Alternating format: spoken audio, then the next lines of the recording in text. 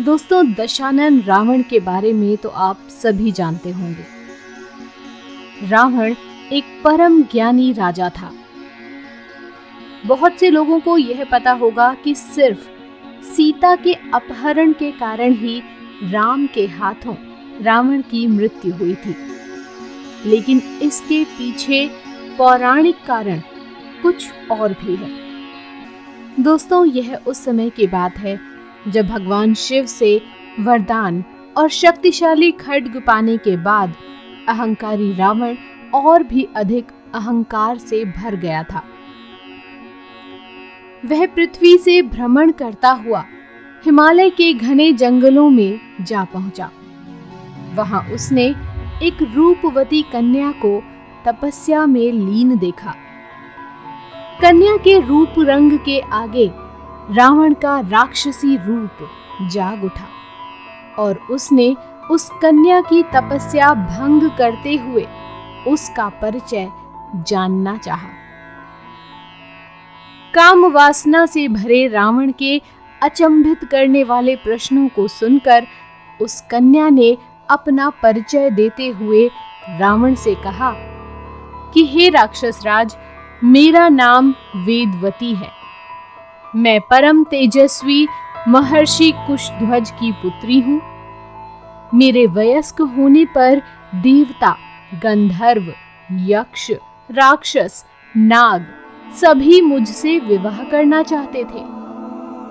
लेकिन मेरे पिता की इच्छा थी कि समस्त देवताओं के स्वामी श्री विष्णु ही मेरे पति बने।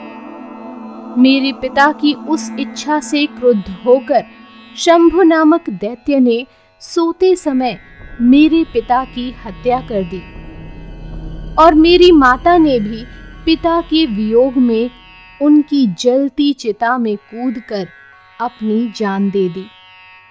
इसी वजह से यहाँ मैं अपने पिता की इच्छा को पूरा करने के लिए इस तपस्या को कर रही हूँ। इतना कहने के बाद सुंदरी ने रावण को यह भी कह दिया कि मैं अपने तप के बल पर आपकी गलत इच्छा को जान गई हूँ। इतना सुनते ही रावण क्रोध से भर गया और अपने दोनों हाथों से उस कन्या के बाल पकड़कर उसे अपनी ओर खींचने लगा।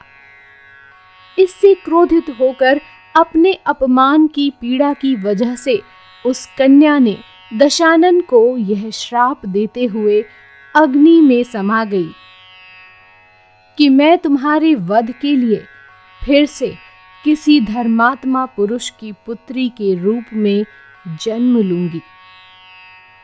दोस्तों, महान ग्रंथों में शामिल दुर्लभ रावण संहिता में उल्लेख मिलता है कि दूसरे जन्म में वही तपस्वी कन्या एक सुंदर कमल से उत्पन्न हुई और जिसकी संपूर्ण काया कमल के समान थी।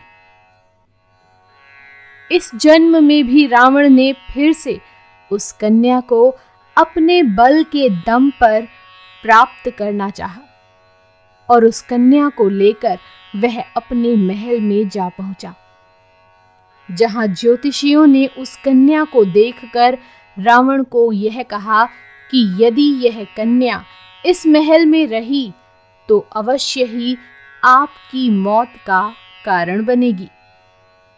यह सुनकर रावण ने उसे समुद्र में फिकवा दिया। तब वह कन्या पृथ्वी पर पहुंचकर राजा जनक के हल जोते जाने पर उनकी पुत्री बनकर फिर से प्रकट हुई। शास्त्रों के अनुसार कन्या का यही रूप सीता बनकर रामायण में रावण के वध का कारण बनी। तो दोस्तों, यह है रावण की मृत्यु की पौराणिक वजह। उम्मीद है यह जानकारी आपको अच्छी लगी होगी और ये वीडियो आपको जरूर पसंद आई होगी। यदि वीडियो पसंद आई हो तो लाइक करें, शेयर करें और चैनल को सब्सक्राइब जरूर करें। धन्यवाद।